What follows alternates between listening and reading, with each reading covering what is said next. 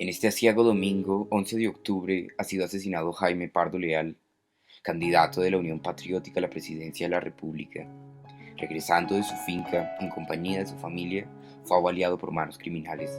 La policía indicó que no cesará en la búsqueda hasta dar con el paradero de los responsables de este otro asesinato que enluta a la nación. Hoy, 3 de marzo, ha sido avaliado José Antequera, dirigente político de la Unión Patriótica, en el Aeropuerto Internacional de Bogotá, El Dorado. En la confusión de los hechos resultó gravemente herido el dirigente liberal Ernesto Samper Pizarro. Murió hoy, cerca de las 8 de la mañana, el candidato a la presidencia de Colombia del partido La Unión Patriótica, Bernardo Jaramillo Osa. 4 disparos impactaron el cuerpo del candidato, ejecutados a manos de, según fuentes confiables, un miembro del sicariato antioqueño. A la altura de la Avenida de las Américas, en el barrio Mandalay de la ciudad de Bogotá, cerca de las 9 de la mañana, fue asesinado el senador por el partido de la Unión Patriótica, Manuel Cepeda Vargas. Incidente que confirma lo que sería una posible eliminación sistemática de los miembros de dicho partido. La temprana investigación apunta a una dirección que podría llegar a comprometer a altos mandos del ejército. Hasta aquí las noticias. Buenas noches.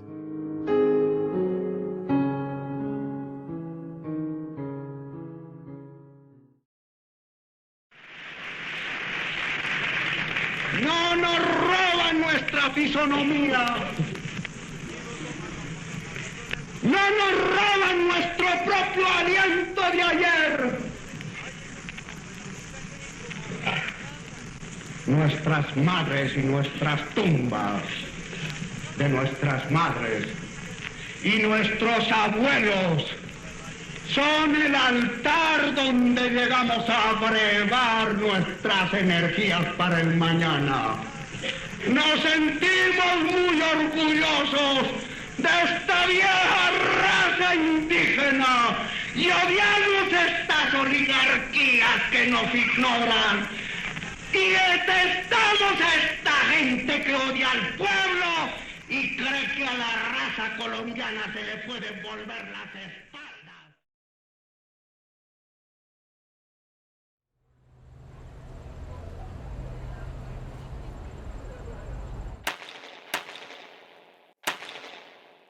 Bastaron 3 balas para sumir a una ciudad en el candor anárquico del fuego. Bogotá, la entonces Atenas de Sudamérica, asumió repentinamente el rostro de la cólera. El caudillo del pueblo, Jorge Eliezer Gaitán, había sido asesinado por un fantasma. Con su muerte no solo se le dio fin a la vida de un hombre, sino también se le dio término a la cara unánime del clamor popular.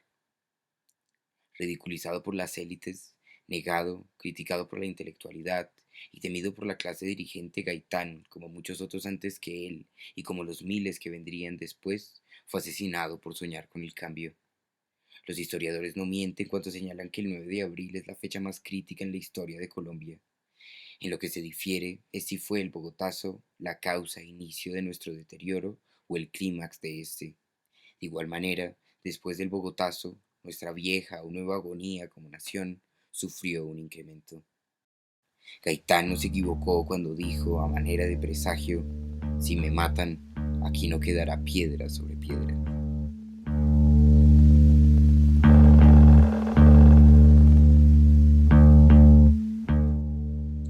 Pasaron los años y le siguieron a Gaitán múltiples intentos fallidos por mermar la violencia que tercamente se empeñaba en contar la historia de Colombia. El Frente Nacional no había dado frutos y la guerra bipartidista había generado miles y miles de muertos. Liberales y conservadores revivieron viejas disputas que se remontaban a las antiguas confrontaciones del siglo XIX. El fanatismo y la demencia polarizaron al país en 2 colores: los rojos, los liberales; los azules, los conservadores. Como desde un principio la pelea continuaba siendo por la tierra, unos no querían perderla y los otros reclamaban lo que por derecho les pertenecía. Aquellos tiempos turbulentos dieron pie para la formación de células guerrilleras por toda la ancha geografía colombiana.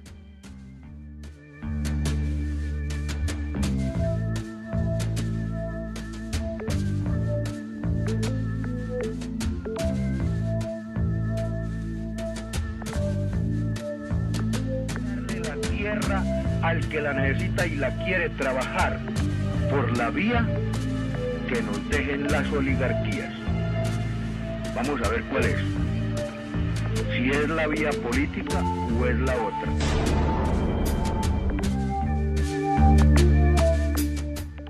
En el año de 1964, el ejército, motivado por las menciones acusatorias de Álvaro Gómez Hurtado, hijo del legendario líder del Partido Conservador Laureano Gómez, lanzó un bombardeo de napalm contra la llamada República Independiente de Marquetalia. Aquella era una comunidad autónoma que acogía a los distintos grupos armados insurgentes creados y aglomerados allí durante las secuelas de la denominada violencia de los años 50. Aquel bombardeo dio paso a la constitución y formalización de lo que hoy conocemos como las FARC, Fuerzas Armadas Revolucionarias de Colombia. Esta es una de las guerrillas más longevas de América Latina y del mundo, al igual que uno de los principales responsables del conflicto en Colombia, más no el único.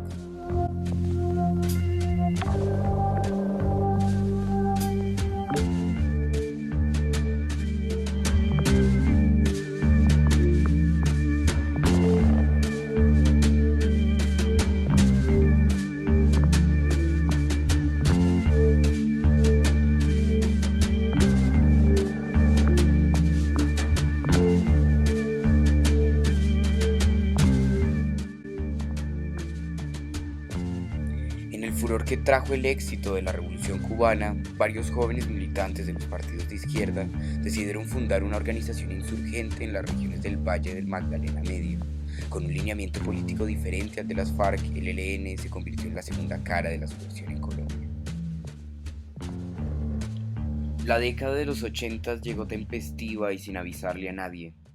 El poder político y militar de las guerrillas crecía con sorprendente rapidez, lo cual significaba también, de manera análoga, el sorprendente crecimiento de la tasa de asesinatos, desapariciones, perseguidos y exiliados. Buenas noches, colombianos. Me dirijo a mis compatriotas, a todos mis compatriotas, sin una sola excepción, para decirles palabras de aliento, palabras de esperanza, palabras de fe en esta hora dolorosa, de tan dura prueba para nuestra querida patria. Sé que esa fe y esa esperanza pueden haberse disminuido en algunos de ustedes, al ver la respuesta negativa de ciertos grupos a la política de la mano tendida para trabajar por el engrandecimiento de Colombia. Si bien esa política la han aceptado otros grupos guerrilleros, los mayoritarios, con quienes se suscribieron también acuerdos que se están ejecutando para la consolidación de esa paz tan querida y tan anhelada. No obstante, en 1982, Belisario Betancur subió al poder trayendo consigo una esperanza de democracia y civilismo. Durante su gobierno rápidamente se da lugar a los diálogos de paz entre el gobierno y las guerrillas. La participación política de aquellos que habían optado por las armas se veía cercana y posible.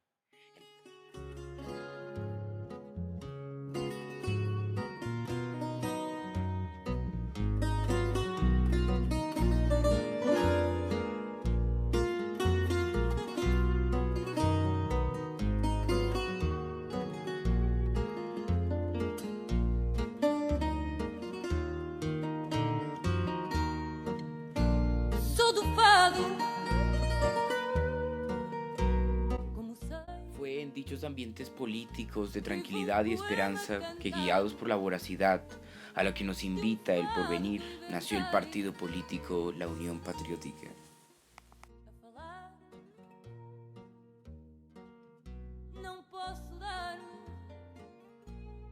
En 1985, la Unión Patriótica se conformó, reuniendo bajo una misma bandera a todas las fuerzas mayoritarias políticas de izquierda, a los grupos insurgentes y a las divergencias políticas, a la izquierda armada, a la fragmentada, radical en ciertos momentos, invisible en muchos otros. Se le daba, finalmente, bajo la imagen homogénea de un solo partido, visibilidad, palabra y posibilidad en el ámbito político legal. La búsqueda primordial del partido fue clara desde un principio: el cambio, Había que cambiar el país, había que nacionalizar, reformar, democratizar, separar, reivindicar. Colombia necesitaba hechos y la nación había encontrado finalmente el claro en ese negro bosque que era y sigue siendo nuestra historia, la historia de Colombia. La Unión Patriótica encarnizaba exactamente eso, y eso era el porvenir, la luz, un nuevo país. Jaime Pardo Leal, un ferviente militante político preocupado ante todo por el derecho social, hombre de cánones pero carismático, fue en su juventud política miembro de las Juventudes Comunistas, ya adulto, magistrado y sindicalista. Un implacable acusador que fue la piedra en el zapato de ciertas esferas del poder judicial, el siempre buscado. Jaime Pardo Leal, candidato presidencial por el Partido de la Unión Patriótica, un constructor de futuro, un humanista de siempre espíritu joven.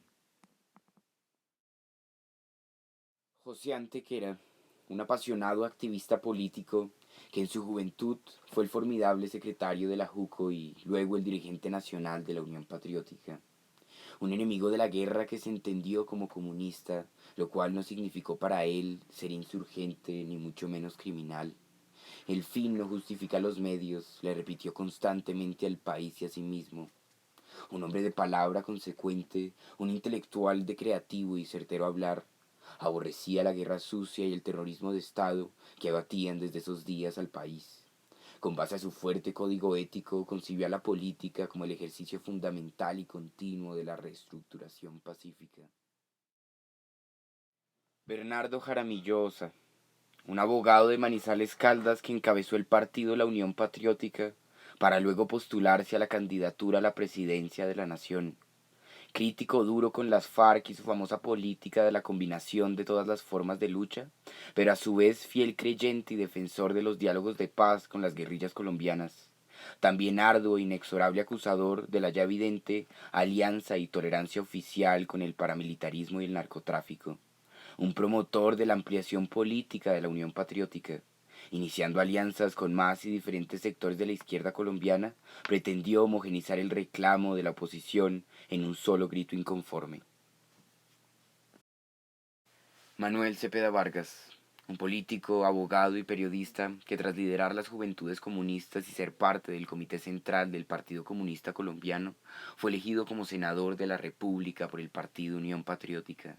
En su ejercicio político como senador, fue reconocido por sus denuncias vehementes ante un escenario político del país que desde ese entonces se veía enrarecido. Su militancia y activismo político lo ligaron ideológicamente con aquellas comunidades independientes de Marquetalia, que ya en ese entonces eran historia. A fin de cuentas, fue un hombre que en el huracán violento de asesinatos y corrupción dijo: "Mi única bandera es la alegría". Había pasado ya un largo tiempo entre aquel anuncio televisado de Belisario Betancur que conmocionó al país, donde se anunciaba la posibilidad de una paz estable y de una nueva democracia, donde se le daba lugar a esa Colombia variada e inconforme.